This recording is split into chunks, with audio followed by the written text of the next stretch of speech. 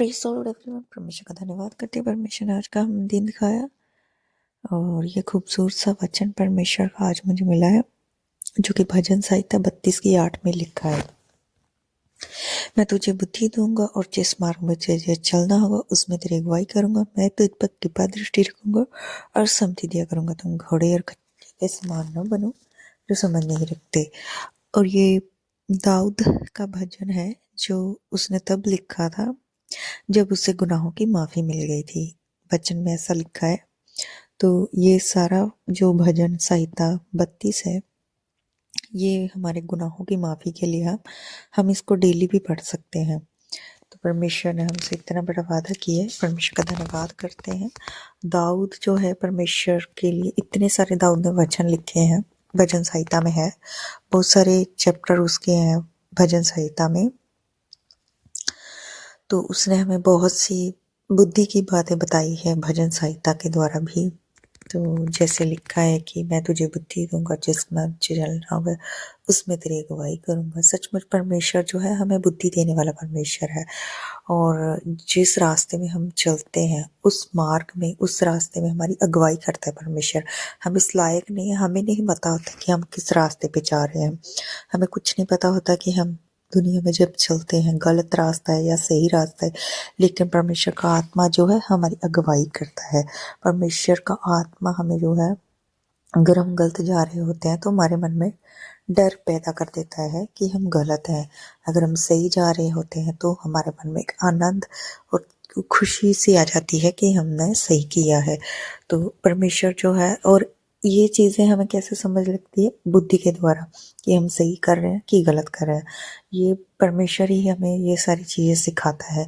जब हम जो परमेश्वर का वचन लेते हैं, अगर हम उसको बांटते हैं दूसरों के साथ, तो उसके द्वारा हमें और भी ज़्यादा बुद्धि मिलती है, और भी ज़्यादा समझ मिलती है, और भी ज़्यादा अपनी लाइफ में अच्छे से जीने के लिए आत्मा हमारी अगुवाई करता है। और ये अनुग्रह परमेश्वर हम पे तब करता है जब हम वचन को लेते हैं। लेते कहाँ से? जब हम वचन को पढ़ते हैं, बाइबल में से पढ़ते हैं और वचन को लेते हैं, अपने अंदर उसको रखते हैं, उसका मनन करते हैं, उसको अच्छे तरीके से पढ़ते हैं, फिर उसके ऊपर चलना भी है। हमें चलते हैं कि नहीं, परमेश्वर का वचन आज हमें ये सिखाता है, नहीं परमेश्वर का वचन आज हमें ये कहता है, हम ऐसे नहीं करेंगे, हम गलत नहीं करेंगे, हम गलत सोचेंगे नहीं, हम गलत देखेंगे नहीं, हम अपने मन में कुछ भी गलत बात आज नहीं रखेंगे, क्योंकि हमने ये वचन को पढ़ा है। तो ऐसे परमेश्वर हमें धीरे धीरे करके हमारी बुद्धि को खोलता है कि परमेश्वर का वचन हमें क्या सिखाता है। तो ये चीज़ साबित करती है कि परमेश्वर हमें बुद्धि दे रहा है। तो बुद्धि के द्वारा उसके बाद जो परमेश्वर है हमें अपने रास्तों में चलना सिखाता है। फिर परमेश्वर हमारी लाइफ में हमारी अगुवाई करता है, हमें डिसीजन लेना सिखाता है। फिर हमें परमेश्वर को सबसे ज़्यादा बेस्ट जीवन कौन सा अच्छा लगता है? डिसीजन मेकर जो होते हैं, जो अपनी लाइफ में अच्छे डिसीजन ले सकें। मतलब दो तरफी बात ना करें, क्योंकि वचन में लिखा है तुम्हारी बात हाँ की हाँ और ना की ना होनी चाहिए। तो हम परमेश्वर में एक तरफा होकर चलना है और दोगला जीवन नहीं बिताना है, क्योंकि दोगले लोग परमेश्वर को पसंद नहीं है। या तो हमें सिर्फ परमेश्वर की तरफ ही चलना है, या तो हमें सिर्फ दुनिया की तरफ ही चलना है।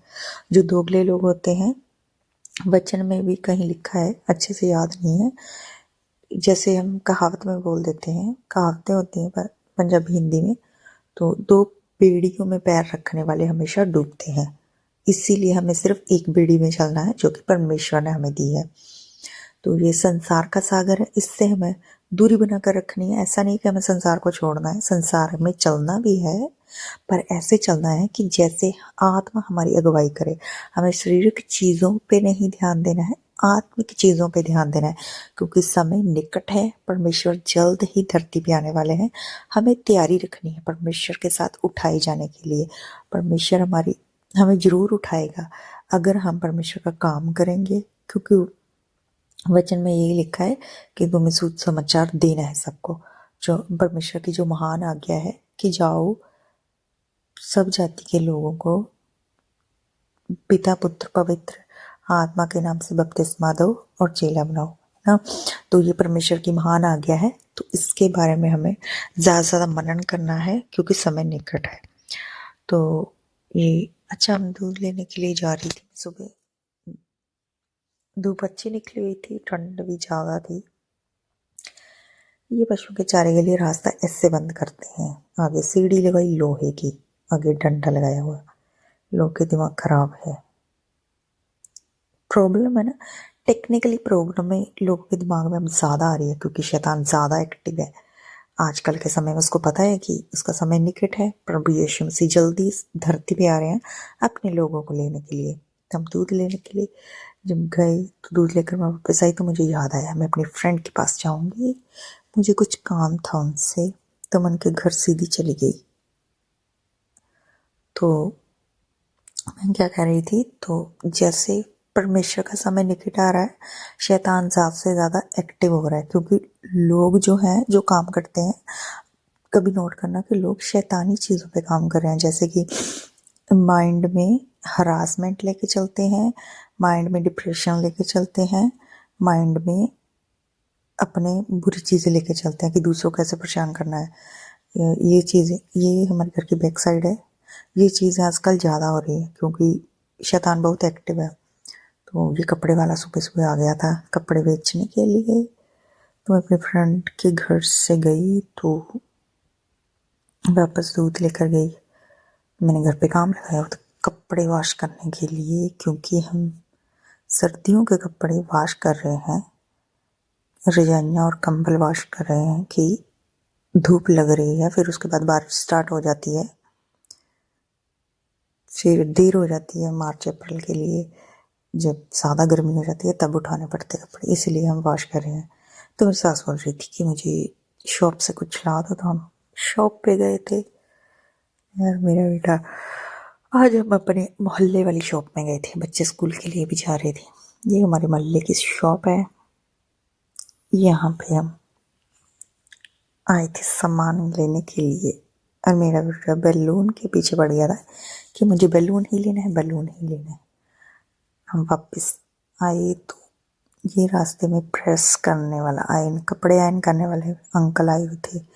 इनसे मैं कपड़े पहले आयरन करवाती थी, लेकिन ये जो घर दिखाई दे रहा है, इन लोगों की सम्मति से इसने हमें कपड़े प्रेस करने के लिए बोलना बंद कर दिया, क्योंकि लोगों की गलत चीज़ों में एकता है। तो हम इससे प्रेस नहीं करवाते हैं कपड़े। पहले तो मैं इधर से करवाती थी। तो परमेश्वर का धन्यवाद करते हैं, परमेश्वर ने आज का ये खूबसूरत सा वचन हमें दिया है। इसको पढ़ने से क्या है कि हम अगर जाने अनजाने में कुछ गुनाह कर देते हैं तो परमेश्वर हमें माफ़ करता है। परमेश्वर का धन्यवाद करते हैं इस खूबसूरत वचन के लिए, और पूरा दिन हमें संभाल के रखा। सबको जय मसीह।